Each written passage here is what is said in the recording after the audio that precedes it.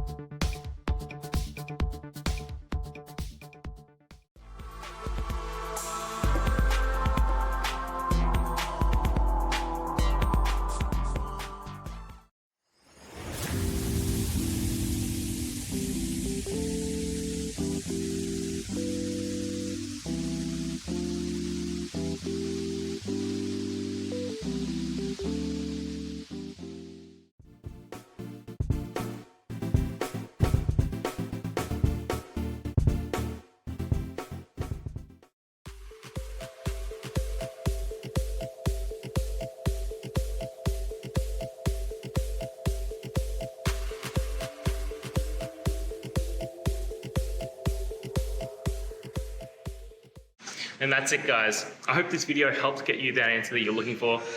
Now, I'll see you next time. Please subscribe for more question and answer videos. And if you have any more, please just shoot them through in the comments. Have a good one.